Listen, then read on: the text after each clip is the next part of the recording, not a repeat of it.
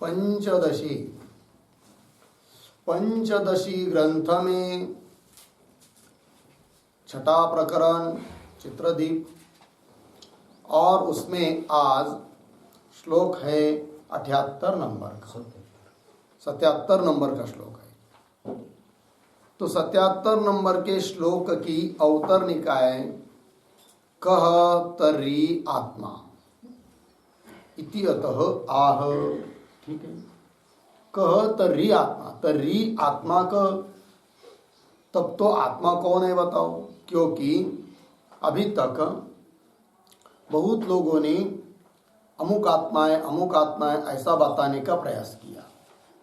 अगदी देह से लेकर 4 वाक, देह को आत्मा कहते, फिर देह आत्मा नहीं, मन आत्मा नहीं, फिर इंद्रिय आत्मा ऐसा मानने वाले भी कुछ हो गए, इंद्रिय आत्मा नहीं, प्राण आत्मा नहीं, ठीक है ना, इत्यादि करते करते करते विज्ञानवादी जो लोग हैं, बौद्ध आदि, वे शून्य को आत्मा कहते, वो भी आत्मा नहीं, विज्ञान में जो बुद्धि है वो भी आत्मा नहीं। तो जिन को आत्मा करके लोग मानते हैं अन्य, उनमें से यदि कोई भी आत्मा नहीं है तो आत्मा शब्द का क्या अर्थ है, ये प्रश्न उपस्थित होता है। तो वही अवतरणिका में लिखा है कह तर्हि आत्मा, तब तो आत्मा कौन है, ये प्रश्न उत्तर दे रहे श्लोक के माध्यम से। अन्यो विज्ञानमयतः आनंदमय आंतरः अस्ति तेवोपलब्धव्य इति वैदिक दर्शनम्। अन्यो विज्ञानमयः आनंदमयान्तरः अस्ति तेवोपलब्धव्यः इति वैदिक दर्शनम्। अन्यः विज्ञानमयतः आनंदमयः अन्तरः अस्ति इति एव उपलब्धव्यः इति वैदिक दर्शनम्। ठीक, अन्वय। विज्ञानमयतः अन्यः आंतरः आनंदमयः अस्ति इति एव उपलब्धव्यः इति वैदिक दर्शनम्।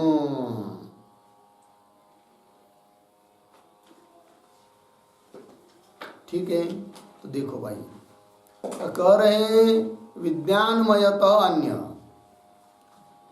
तो विज्ञानमय कोश जो है, बुद्धि को आत्मा मानने वाले, तो विज्ञानमय कोई आत्मा नहीं है। विज्ञानमय कोश चाहे बुद्धि, वो आत्मा नहीं है। फिर उससे भिन्न और कोई आत्मा है, तो वो कौन है? तो विज्ञानमय से अन्य और उससे भी भीतर अंतर, वो आत्मा है। कौन है वो? तो आनंदमय, आनंदमय कोश वही आत्मा है, ऐसा कुछ लोग बोलते हैं। ये भी कोई वेदांत का मत नहीं है, ठीक है ना। तो किनका मत है? तो नीचे दिया है अंतिम पाद में, वैदिक दर्शनम शब्द से। तो पहले देखिए, तो विज्ञानमय कोश से भिन्न और उससे भी भीतर ऐसा जो है कि जिसको आनंदमय कहते हैं, वही आत्मा है। बोलेंगे कैसे पता चलता है आपको? तो कह रहे अस्ति इत्येव उपलब्धव्य, अस्ति है इस रूप से जिसकी प्रतीति होती है, इस रूप से जो जाना जाता है, जानने के लिए योग्य है, वही आत्मा है। अस्ति इति एव उपलब्धव्य, उपलब्धव्य शब्द करता है ज्ञातुम योग्य। अस्ति इस शब्द के द्वारा, अस्ति मतलब है करके इस रूप से जानने के लिए जो योग्य है वही आत्मा है। और वो कौन है? आनंदमय, यही आत्मा है, ऐसे इन लोगों का कहना है।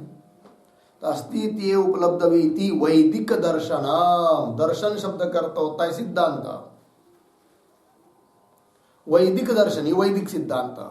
वैदिक का मतलब होता है वेदे भव वैदिकम, वेद में जो कहा है वह वैदिक, अर्थात वेद को मानने वाले, वेद को प्रमाण देकर कहने वाले लोग, ऐसे कौन है वो इस प्रकार से आनंदमय को आत्मा मानने वाले? तो इसमें आते हैं प्रभाकर, भट्ट और नैयायिक भी, ठीक है ना जी। तो कुमारिल भट्ट पूर्व मीमांसक और प्रभाकर जी वही पूर्व मीमांसक है कि नहीं, वे सब इसमें आते हैं। वे सब लोग क्या कहते हैं? आनंदमय को आत्मा समझते हैं। चलिए, तो इति वैदिक दर्शनम हो गया। टीका को देखिए, तस्माद् वा एतस्मात् विज्ञानमयात् अन्यः अंतरः आत्मा आनंदमयः। तैत्तरीय उपनिषद 2.5।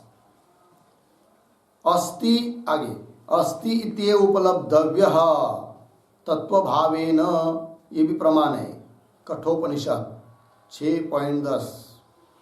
इति च श्रुति सद्भावात्, ये 2 श्रुति दिया यहाँ पर, और इन 2 श्रुतियों को प्रमाण देकर कह रहे आनंदमय आत्मा अभ्युपगंतव्य, आनंदमय को ही आत्मा कहना चाहिए, ऐसा ये लोग बोलते हैं।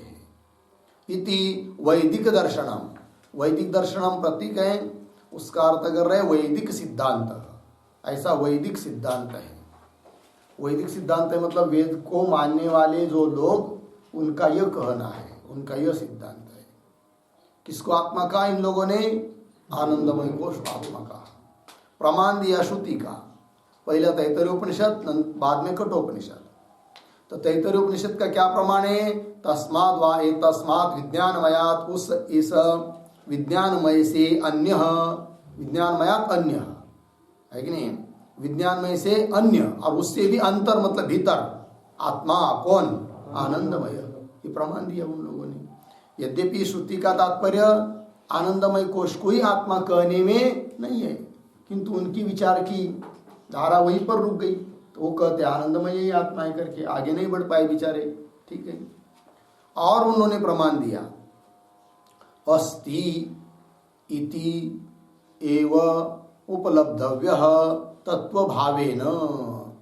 कैसा?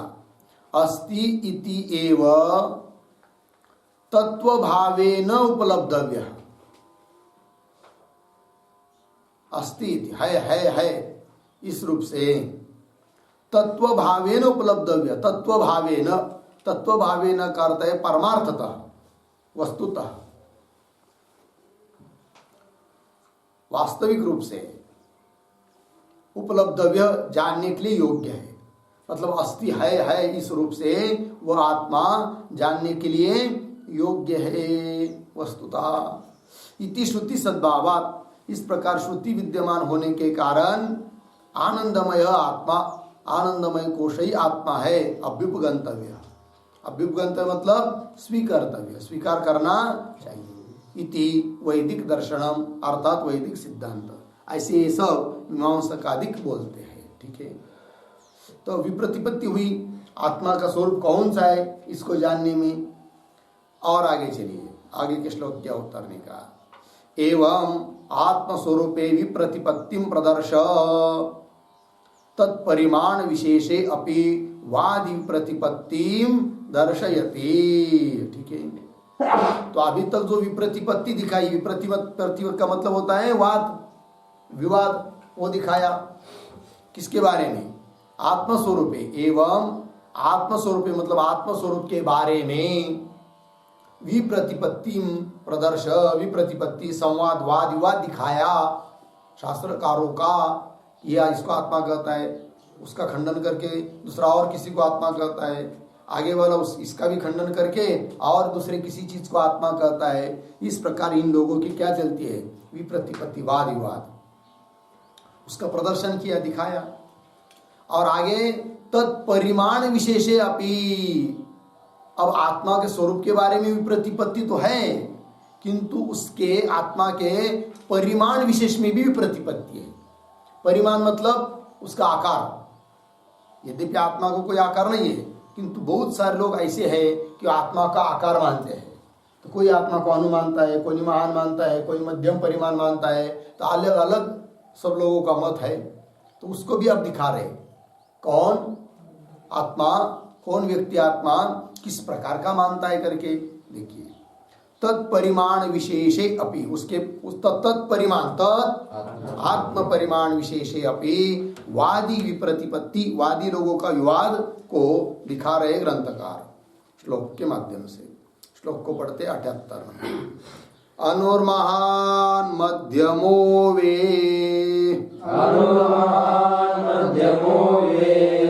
3 2 5 6 7 मो पर्यंत का नाही पुढे 9 गेली वाटतं 3 3 6 3 9 तेवं तत्रापि वादिनः बहुधा विवदन्ते हि श्रुतियुक्ति समाश्रया अनुर्महान् मध्यमो एवं तत्रापि वादिनः बहुधा विवदन्ते श्रुतियुक्ति समाश्रयात्। 8 अक्षर का छंद आहे बरोबर आहे अनुष्टुप अनुर्महान मध्यमो वे 8 झाली ना पर्यंत। चला पदच्छेद अनुहु महान मध्यमः वा इति एवं तत्र अपि वादिनः बहुधा विवदन्ते हि श्रुति युक्ति समाश्रयात्। अन्वय अनुहु महान वा मध्यमः इति एवं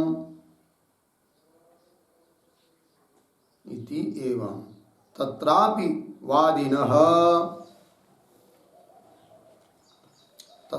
वादिनः श्रुति युक्ति समाश्रयात् बहुधा विवदन्ते ही बहुधा विवदन्ते ही। ठीक है, अर्थ को देखिए। कोई कहता है आत्मा अणु है, बारीक है मोहरी सरसों की तरह, कोई लोग बोलते हैं। कोई कहते हैं नहीं नहीं आत्मा कैसा है, महान है, बहुत बड़ा है। कोई कहते हैं नहीं मध्यम है, वाह लग गया नहीं, अनु महान वा मध्यम इति एवं इस प्रकार से तत्रापि का अर्थ है आत्म परिमाणे अपि, आत्म परिमाणे अपि मतलब आत्मा के परिमाण के बारे में भी वादी लोग श्रुति युक्ति इत्यादि का आश्रय करके बहुधा विवदन्ते ही बहुत प्रकार से वाद विवाद करते हैं। ठीक है जी, तो चलते हैं आगे।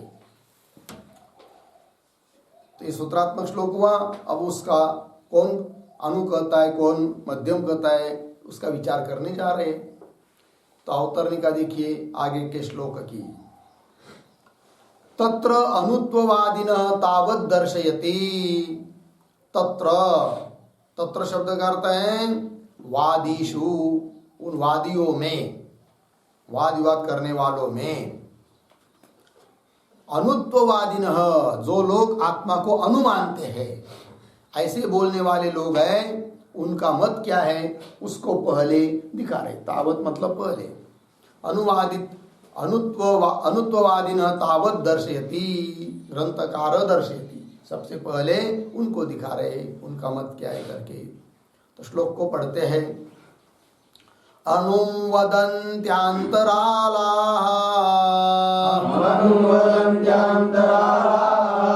सूक्ष्मनाडी प्रचारतः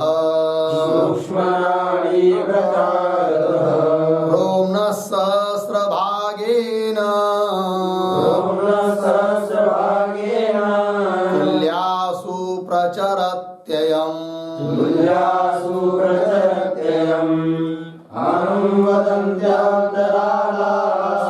सूक्ष्मनाडी प्रचारतः रोम्नः सहस्रभागेन तुल्यासु प्रचरत्ययम्।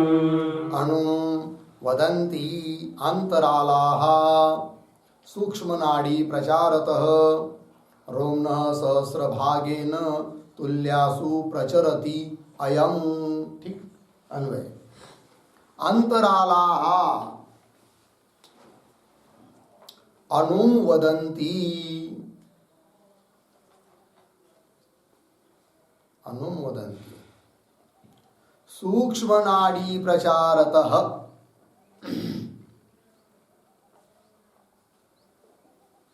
नीचे सर आगे सरल है, रोम्नः सहस्रभागेन तुल्यासु प्रचरति अयम।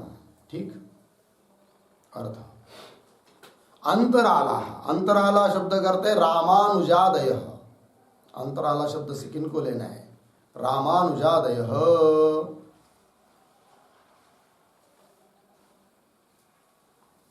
वो क्या कहते हैं? अनुमोदंती, मतलब आत्मा को क्या बोलते हैं? वो अनु है आत्मा। बोलेंगे क्यों?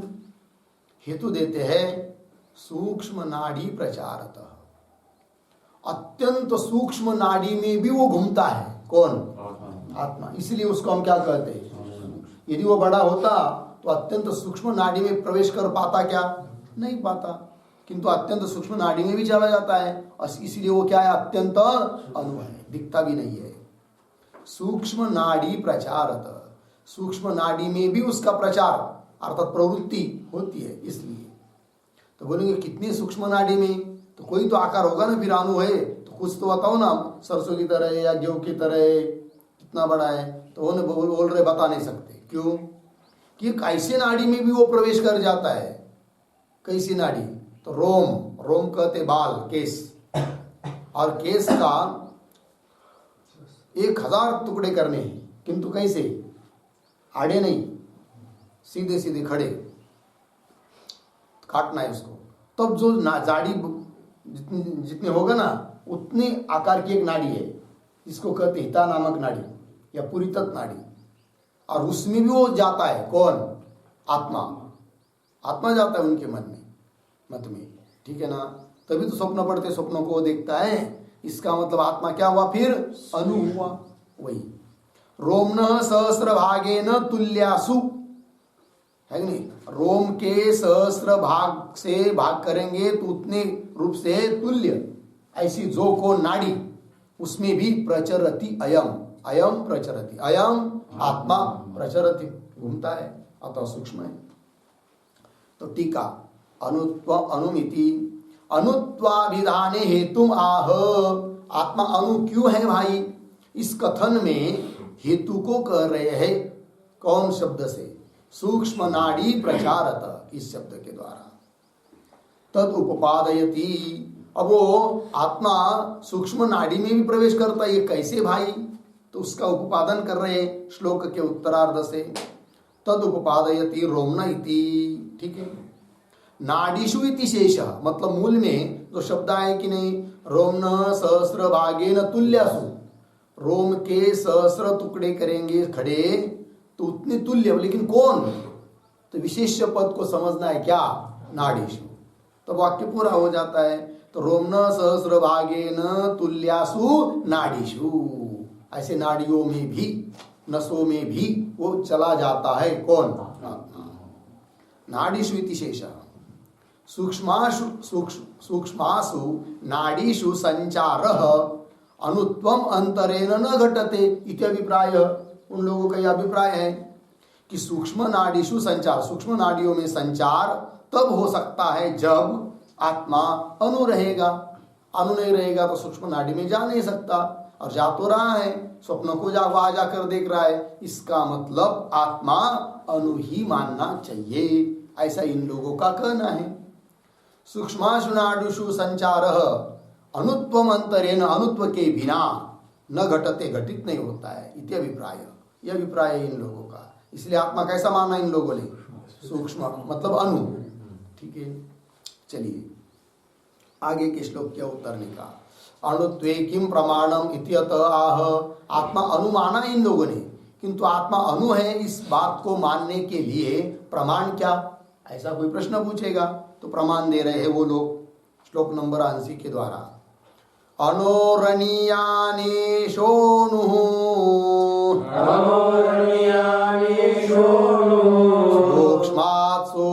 सूक्ष्मतरं त्विति सूक्ष्मात् सूक्ष्मतरम् इति अनुत्वमाहुश्रुतया अनुत्वमाश्रया शतशोऽथ सहस्रशः शतशोथसहस्रशः अनुरण्यानि शृणु सूक्ष्मात् सूक्ष्मतरम् इति अनुत्वमाहुश्रुतया शतशोथसहस्रशः अणोरणीयान् एषः अणुः सूक्ष्मात् सूक्ष्मतरं तु इति अनुत्वम् अभुः श्रुतयः शतशः अथ सहस्रशः। ठीक अन्वय।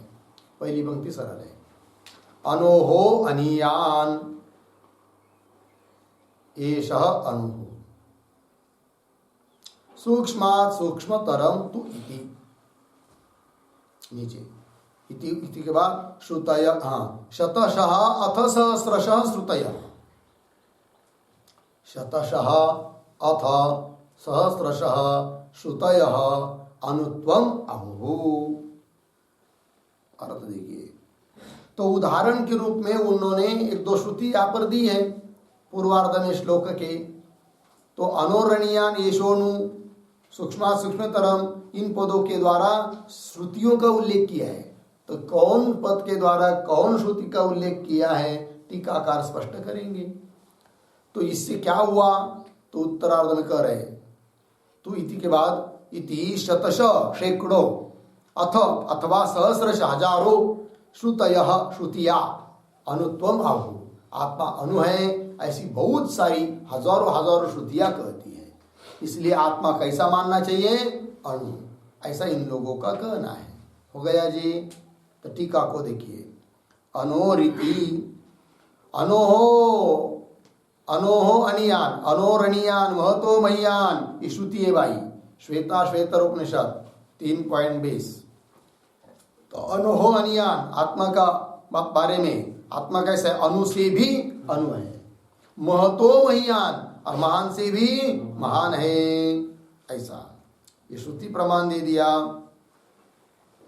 तो उन लोगों को पूछेंगे जो लोग आत्मा को अनु मानने वाले हैं और उन्होंने इस श्रुति का प्रमाण दिया कि श्रुति कह रही अनोरणीयान अनोहो अनियान, लेकिन उनको पूछेंगे अरे भाई तुम जिस श्रुति को प्रमाण लेकर आत्मा को अनु कह रहे हैं उसी श्रुति में कहा है ना महतो मह्यान, इसको कैसा लगाओगे, उसी श्रुति में कह रहे। तो उनको इसके लिए उत्तर देते हैं। उनका कहना यह है, ध्यान दीजिए, कि आत्मा तो अनु है स्वरूपतः।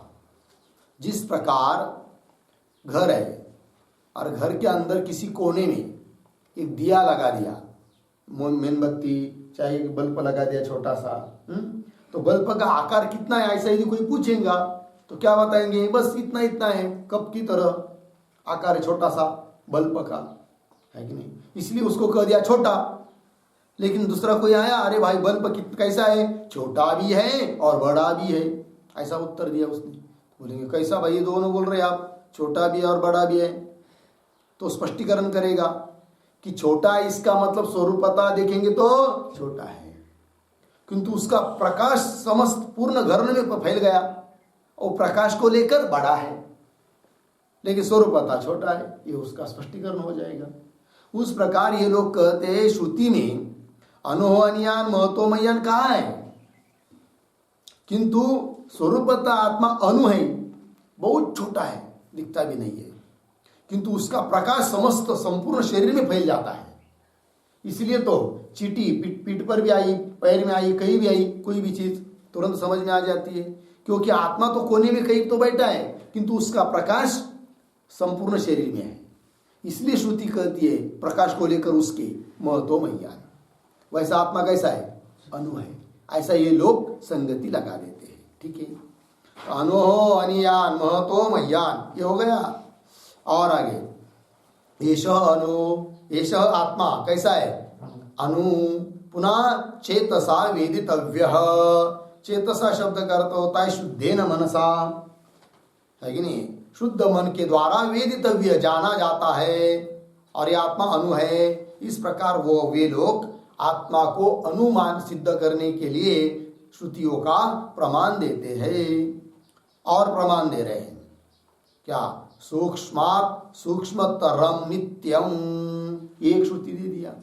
आत्मा कैसा है? सूक्ष्मात् सूक्ष्मतरम, सूक्ष्म पदार्थों से भी सूक्ष्म है, नित्य सूक्ष्म है इति इत्यादि श्रुतय इत्यर्थ। ऐसी बहुत सारी श्रुतियां वो प्रमाण देते हैं। किसके लिए? आत्मा अणु है, इस बात को कह सिद्ध करने के लिए। हो गया जी, आगे चलिए।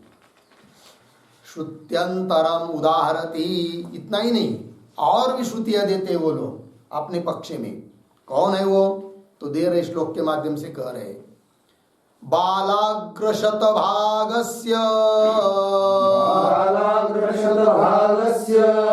शतधा कल्पितस्य च भागो जीवस्य विज्ञेय इति चाह पराश्रुतिः।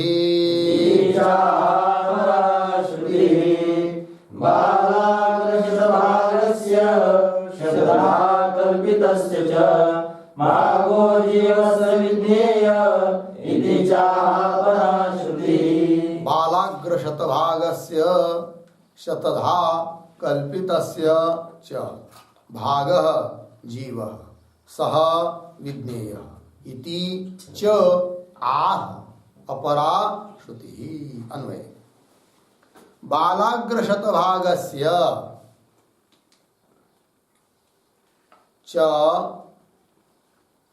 शतधा कल्पितस्य,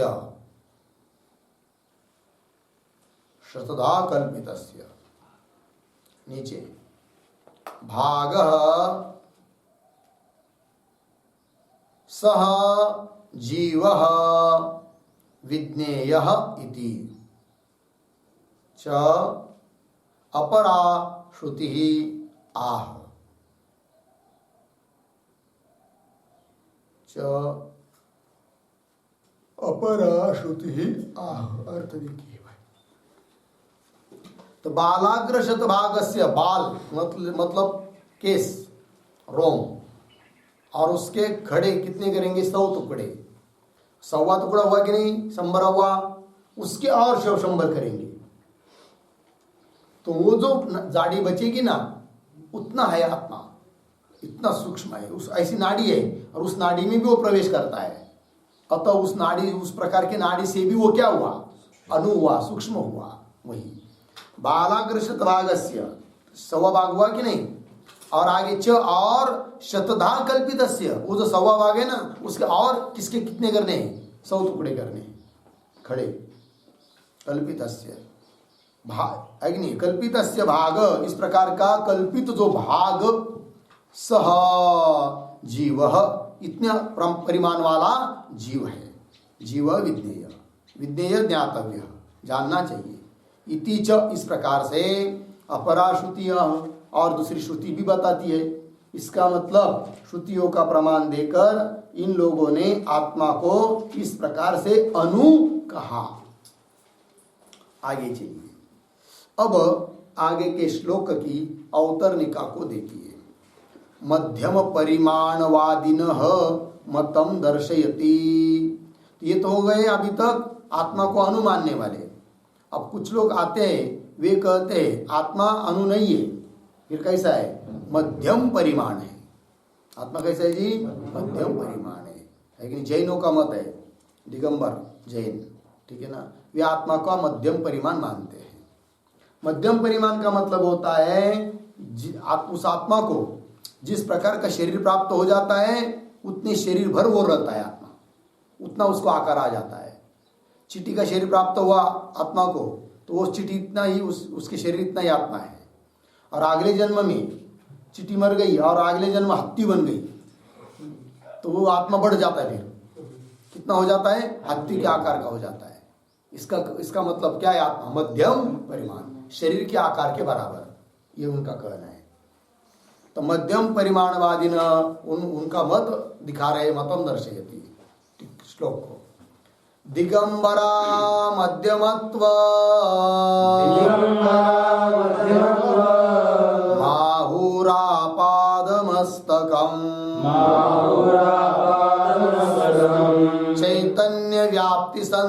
संदृष्टे चैतन्य व्याप्ति संदृष्टे रानखाग्रश्रुत श्रुतेरपि रामकाग्रश्रुतेरपि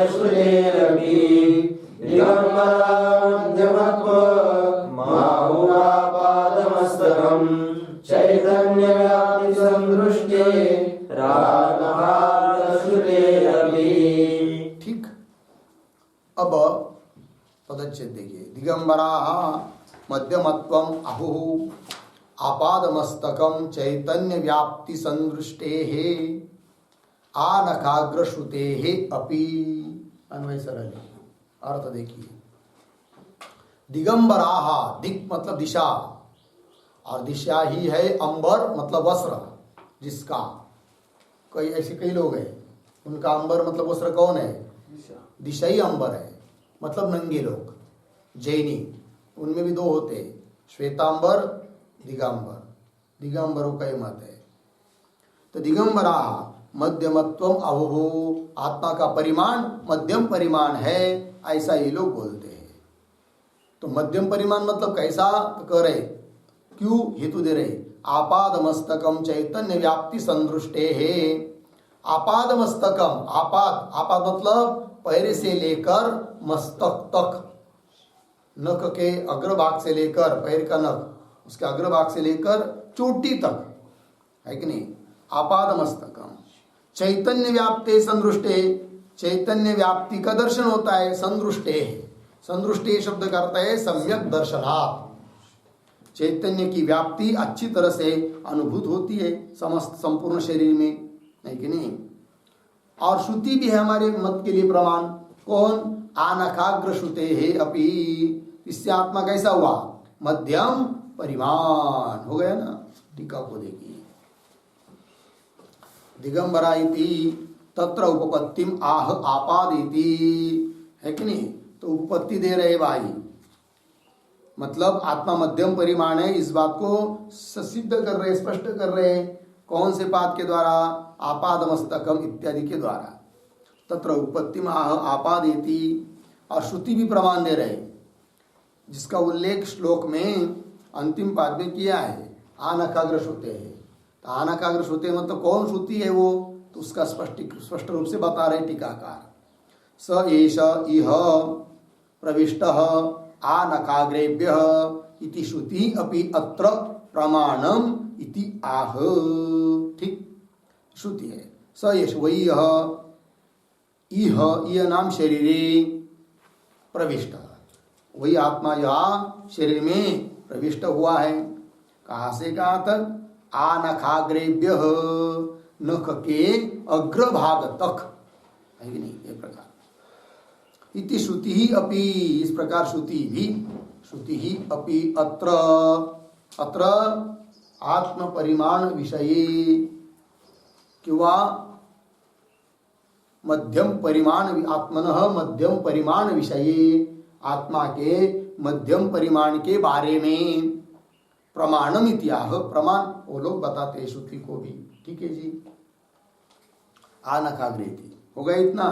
यद्यपि वे नास्तिक है, श्रुति को मानते नहीं है, तो भी श्रुति को प्रमाण दे रहे। क्यों? पर व्यामोहनाय, दूसरे की बुद्धि को भ्रमित करने के लिए। ठीक है ना। चलिए अब आगे के श्लोक की अवतरणिका को देखिए।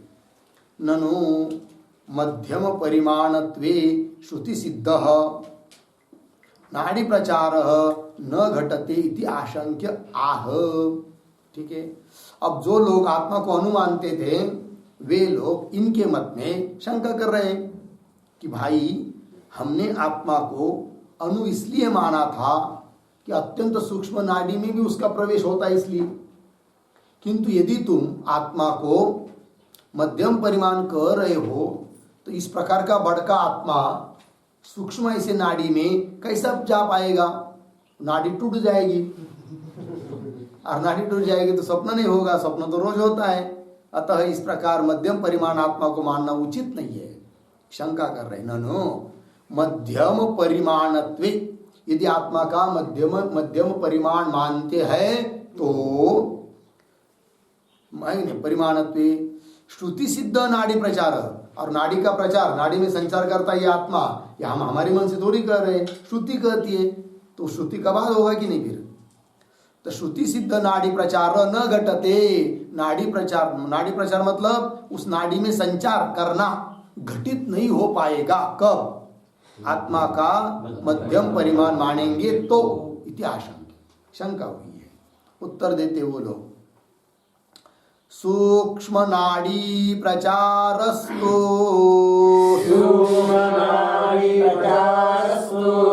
सूक्ष्मैरवयवैर्भवेत् स्थूलदेहस्य हस्ताभ्याम्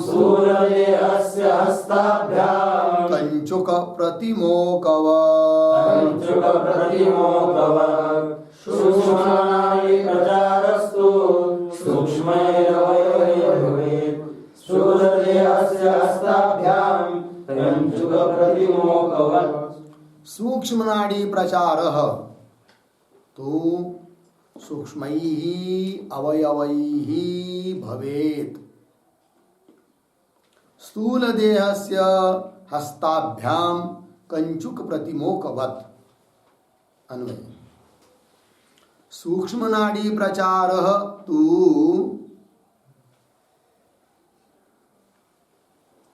नीचे स्थूल देहस्य हस्ताभ्याम कंचुक प्रतिमोकवत् सूक्ष्मैः ऊपर अवयवैः भवेत्। ठीक, और देखिए, तो सूक्ष्म नाड़ी प्रचार मतलब प्रवेश, संचार। सूक्ष्म नाड़ी में संचार कैसा होगा, ऐसा प्रश्न किया था पूर्व पक्षी ने, उसका उत्तर दे रहे वे लोग मध्यम परिमाण वाले मानने वाले। तो सूक्ष्म नाड़ी में प्रचार तो उस प्रकार होगा, दृष्टांत देकर समझा रहे। स्थूल देहस्य हस्ताभ्याम कंचुक प्रतिमोकवत, प्रतिमोक शब्द का अर्थ होता है प्रवेश, प्रवेश की तरह वत। उदाहरण दिया, जैसे देह स्थूल है कि नहीं, और बोलेंगे भाई स्थूल देह का इस कंचुक में अर्थात शर्ट में, सदरे में प्रवेश हो गया। अब बताइए, शर्ट जो है वैसा करेंगे उसकी घड़ी तो छोटा सा इतना इतना हो जाता है, और इतने छोटे से शर्ट में इतना बड़ा शरीर कैसा प्रवेश कर जाता है, कोई प्रश्न करेगा। तो क्या उत्तर कि शरीर स्थूल रहने पर भी उस शरीर का प्रवेश उस शर्ट में इसलिए कहा जाता है कि शरीर के अवयवों का प्रवेश उसमें है, शर्ट में है। शरीर के अवयव का है, हस्त, हाथ वगैरह, तो हाथ हम लोग शर्ट में डाल देते हैं, यही उसका प्रवेश है। समस्त स्थूल शरीर ही उसमें जाकर बैठेगा, ऐसी बात नहीं, ये कहने का तात्पर्य। तो जैसे उस दृष्टांत में अवयव का प्रवेश से भी अवयवी का प्रवेश माना गया, उस प्रकार मध्यम परिमाण आत्मा का है और वो सावयव है, क्योंकि मध्यम परिमाण आत्मा का जो है मानने वाले लोग आत्मा को निरवयव नहीं मानते, अवयव से युक्त मानते हैं, सावयव मानते हैं, है कि नहीं।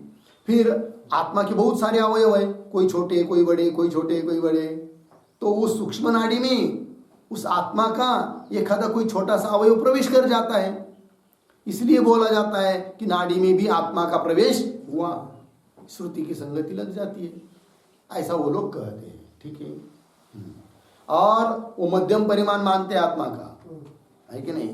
तो फिर बोलेंगे भाई छोटा आत्मा चींटी का हाथी को प्राप्त हुआ तब, तो वो तो मध्यम परिमाण कैसा रहा, निश्चित आकार तो नहीं रहा। तो बोल रहे हैं मध्यम परिमाण का मतलब यही होता है कि शरीर के आकार के बराबर। फिर वो कैसा हो जाता है, उसके अवयव बढ़ जाते हैं। हाथी का शरीर प्राप्त होना रहता है ना, उस आत्मा के अवयव हाथ पैर सब जो भी होंगे वो क्या हो जाते हैं, बढ़ जाते हैं।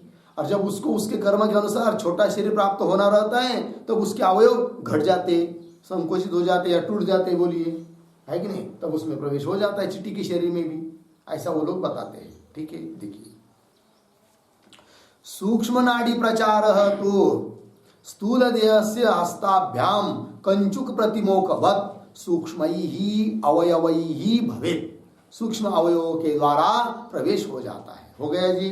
टीका को देखिए, सूक्ष्म नाड़ी यथा देहावयोः हस्तयोः है कि नहीं।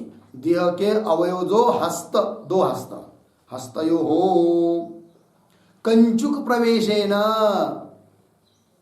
देहस्य कंचुक प्रवेश बोला जाता है। उदाहरण बताया कि देह के अवयव जो हाथ दो, उन दो हाथों का कंचुक में प्रवेश हो जाता है। दो हाथों के प्रवेश मात्र से ही कंचुक प्रवेश है न, देहस्य कंचुक प्रवेश, देह का ही कंचुक में, शर्ट में प्रवेश हो गया, ऐसा व्यवहार होता है कंचुक प्रवेश।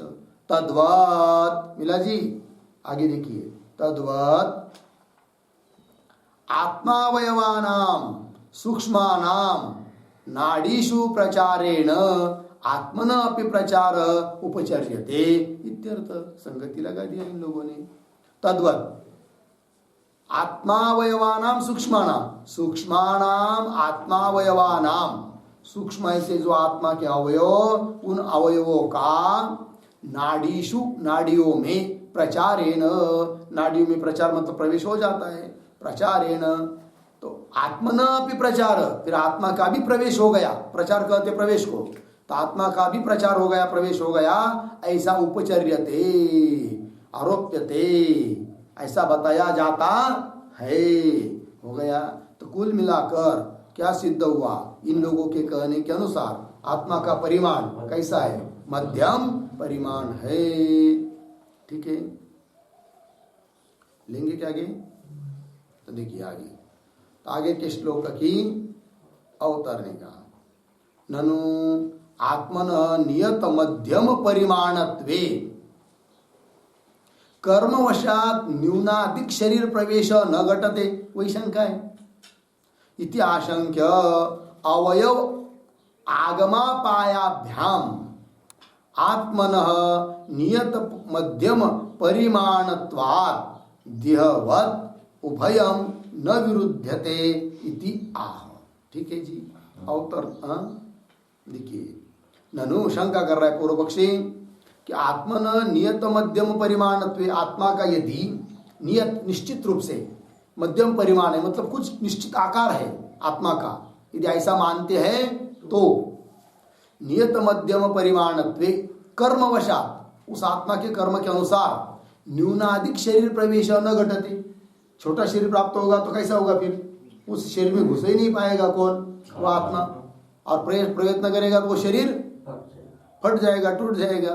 ठीक है, और वही आत्मा जब उससे बड़े शरीर में प्राप्त होगा तो उस शरीर के वो किसी कोने में बैठ जाएगा, तो संपूर्ण शरीर में नहीं रह पाएगा, है कि नहीं। समझ लीजिए 4x4 का आत्मा मान लिया, 4 फुट लंबा 4 फुट चौड़ा, मध्यम परिमाण, तो फिर वो आत्मा चींटी के शरीर में प्रवेश नहीं कर पाएगा, ये आपत्ति। कदाचित उसको उसके कर्म के अनुसार हाथी का शरीर प्राप्त हुआ तो हाथी के किसी एक कोने में बैठ जाएगा, फिर और बाकी के शरीर में अचेतनता चाहिए, कुछ हुआ, संवेदना नहीं होनी चाहिए उसको, किसको, हाथी को, तो ये दिक्कत आएगी भाई। कौन बोल रहा है, पूर्व पक्ष। देखिए, ननु आत्मन नियत मध्यम परिमाणत्वे कर्मवशात न्यूनाधिक शरीर प्रवेश न घटते इति आशंक्य, ये शंका हुई, उत्तर दे रहे, इति आशंक्य अवयव आगम अपायाभ्याम, अवयवों का जो आगम और अपाय, आगम कहते यहाँ पर उत्पत्ति, यहाँ पर आगम शब्द का अर्थ लेना है उत्पत्ति, और अपाय शब्द का अर्थ करना है नाश। ठीक है, तो क्या अर्थ होगा, अवयवों की उत्पत्ति और नाश, आगम अपाय, उत्पत्ति और नाश के द्वारा क्या, आत्मनः नियत मध्यम परिमाणत्वात्, आत्मा तो नियत निश्चित रूप से मध्यम परिमाण ही है, किंतु होता क्या है, उसके जो अवयव वो और उत्पन्न हो जाते हैं, बड़ा शरीर प्राप्त रहना है तो, और छोटा शरीर प्राप्त होता है तब उसके अवयव कम हो जाते हैं, तो वही दिया है। तो आप अवयव आगम अपायाभ्याम आत्मनः, ऐसा होने, ऐसा हम लोगों ने माना है, इसलिए आत्मनः नियत मध्यम परिमाणत्वात्, आत्मा नियत मध्यम परिमाण वाला होने के कारण देहवत उभयम न विरुद्धते, देह की तरह उभयम न विरुध्यते। उभय मतलब न्यूनाधिक शरीर प्रवेश न विरुध्यते। न्यून शरीर में प्रवेश करना या बढ़का शरीर में प्रवेश करना, इसमें कोई विरोध होता नहीं है, ये कह दिया। ठीक है ना। श्लोक के द्वारा देखते हैं। न्यूनाधिक शरीरेषु प्रवेशोऽपि गमागमैः आत्मांशानां भवेत्तेन मध्यमत्वं विनिश्चितम्। न्यूनाधिकशरीरेषु प्रवेशोऽपि गमागमैः आत्मांशानां भवेत्तेन मध्यमत्वं विनिश्चितम्। न्यूनाधिक शरीरेषु प्रवेश अपि गमागमैः आत्मांशानां भवेत् तेन मध्यमत्वं विनिश्चितम्। अन्वय। न्यूनाधिक शरीरेषु प्रवेश अपि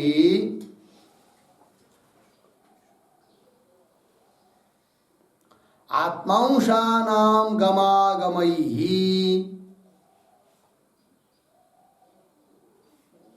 आत्मांशानां गमागमैः भवेत् तेन मध्यमत्वं विनिश्चितम्। ठीक है। अर्थ है कि भाई न्यूनाधिक शरीरेषु, न्यून कहते छोटा शरीर, अधिक मतलब बड़ा शरीर, तो न्यूनाधिक शरीरों में प्रवेश अपि प्रवेश भी आत्मांशानां गमागमैः, आत्मा अंश, अंश कहते अवयव को, आत्मा के अवयवों की गमागमयी, गमागमयी का मतलब उत्पत्ति नाशाभ्याम इत्यर्थ, उत्पत्ति और नाश के माध्यम से भवेत्। क्या भवेत्? न्यूनाधिक शरीर में प्रवेश हो जाएगा। क्यों? आत्मा के अवयव बढ़ने और घटने के कारण प्रवेश हो जाता है। भवेत् तेन, ऐसा हमने माना है, इसलिए मध्यमत्वम विनिश्चितम। मध्यमत्व मतलब मध्यम परिमाण आत्मा का विनिश्चित पक्का है, निश्चित है। ठीक है जी। तो टीका को देखिए।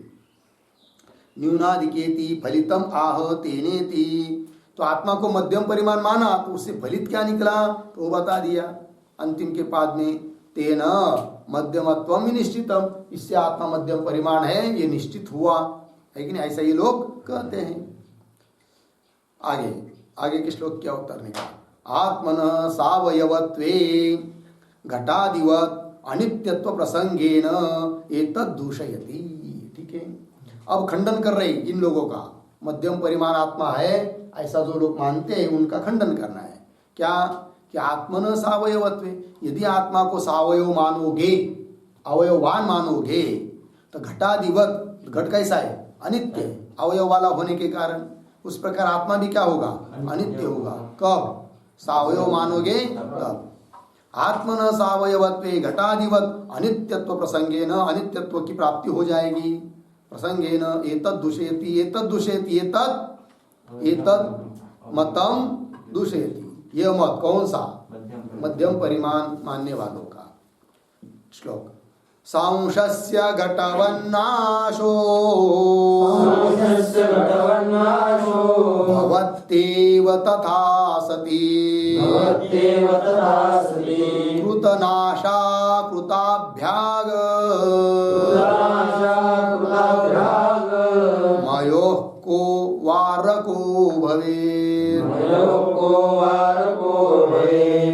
सांशस्य घटवन्नाशो भवत्येव तथा सति कृतनाशा कृताभ्याग मयोः को वारको भवेत्। सांशस्य घटवत् नाशः भवति एव तथा सति कृतनाशा कृताभ्यागमः गमयोः कः वारकः भवेत्। अन्वय। सांशस्य घटवत् नाशः भवति एव, पहली पंक्ति सरल है, दीर्घ श्लोक बराबर है। सांशस्य घटवत् नाशः भवति एव तथा सति कृतनाश अकृताभ्यागमयोः वारकः कः भवेत्। और देखिए तो एक नियम बताया, सांशस्य नाश। सांश कहते सावयव, जो सावयव पदार्थ होता है उसका नाश जरूर होता है। सांश से घटवत नाश भवती, होता ही है। तथा सती, और आत्मा को तुमने यदि सावयव माना है उसका नाश होगा, और यदि नाश होगा तो दोष आएंगे। कौन? कृतनाश अकृताभ्यागम। कृतनाश मतलब किए हुए कर्म का भोग के बिना नाश। क्योंकि इस जन्म में आत्मा को तुमने तो सावयव माना, सावयव मानने से आत्मा अनित्य हुए, तो अनित्य मतलब मर जाएगा। फिर उस आत्मा ने किए हुए जो कर्म है वो तो फल भोग दिए बिना भी नष्ट हो जाते, ऐसा मानना पड़ेगा। तो कृतनाश नाम का दोष आएगा। और आत्मा यदि तुमने सावयव माना है, सावयव पदार्थ जो होता है वो उत्पत्ति नाश वाला होता है। इसका मतलब आत्मा की तुमने उत्पत्ति भी मानी है, और आत्मा उत्पन्न होता है ऐसा मानोगे तो उत्पत्ति के पहले में नहीं था, यह अर्थ निकलेगा। और उत्पत्ति के पहले नहीं था अर्थात उसका कुछ कर्म भी नहीं था। फिर इस जन्म में जो फल इसको मिल रहा है सुख दुख कर्म का, वो कौन से कर्म का? इसका मतलब न किए हुए कर्मों का फल उसको मिल रहा है। इसको कहते हैं क्या? अकृताभ्यागम। अकृत जो किया नहीं है उसका अभ्यागम मतलब प्राप्ति, ये दोष आएगा। कब? आत्मा का उत्पत्ति नाश मानेंगे तब। और आत्मा का उत्पत्ति नाश कब तुमको मानना पड़ रहा है? क्यों? आत्मा का तुमने सावयव माना है, तो आत्मा को सावयव मानोगे तो उत्पत्ति नाश मानने पड़ेंगे। उत्पत्ति नाश मानोगे तो अकृत नाश और अकृताभ्यागम दोष आते हैं। इसलिए इस प्रकार का आत्मा मानना ठीक नहीं है। कृतनाश अकृताभ्यागमयो वारक, निवारण करने वाला क भवेत, कौन होगा? अर्थात कोई नहीं। ठीक है। सांशस्थिति भवतु, को दोष तत्राह कदाचित। वो पूर्व पक्षी मतलब मध्यम परिमाणवादी बोलेगा क्या कि हमने आत्मा सावयव माना है, बात सही। और तुमने क्या कहा? सावयव है तो नाश वाला होगा, तो हो मान लेंगे हम आत्मा का नाश होता है। यदि ऐसा मान लेते हैं कौन? मध्यम परिमाण वाले, तो उसको उत्तर दे रहे आगे उत्तरार्ध में, तब तो कृतनाश और अकृताभ्यागम इस दोष का वारण कैसा करोगे? अर्थात नहीं कर सकते। भवतु कह दोष तत्र आह तथा सती। आगे कृतयो पुण्य पापयो भोगमंतरेण नाश कृतनाश। कृतनाश किसको कहते हैं? कृतयो मतलब किए हुए, कौन? पुण्य और पाप, उन दोनों का भोगमंतरेण भोग के बिना नाश, उसको कहते हैं क्या? कृतनाश। और अकृतयो अकस्मात फलदातृत्वम अकृताभ्यागम। अकृताभ्यागम किसको कहते हैं उसको बता दिया। अकृतयो मतलब जो किए नहीं है, पाप पुण्य कुछ बनाए नहीं है, तो अकस्मात, किंतु अकस्मात कहीं से आ गई और फल देना शुरू कर दिया, इसको कहते हैं क्या? अकृताभ्यागम। अकृतयो अकस्मात फलदातृत्वम, अकस्मात अचानक फल देना शुरू कर देते हैं, ऐसा यदि होता है तो उसको कहते हैं अकृताभ्यागम। एतत् दोषद्वयम् आत्मन अनित्यत्वाभ्युपगमे भवेत् इति भावः। एतत् दोषद्वयम्, इस प्रकार के दो दोष कौन से?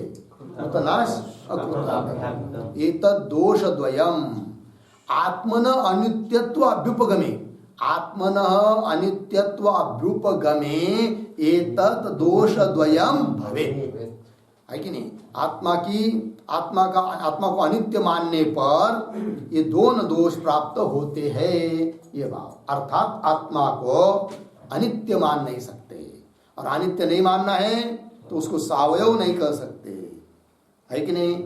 और सावयव नहीं मतलब मध्यम परिमाण भी आत्मा नहीं है, खंडन हो गया। फिर आत्मा कैसा है, उसका क्या परिमाण है, वो बताएंगे आगे के श्लोक में। उसका विचार हम लोग कल कर रहे हैं। ओम पूर्णमदः पूर्णमिदं पूर्णात् पूर्णमुदच्यते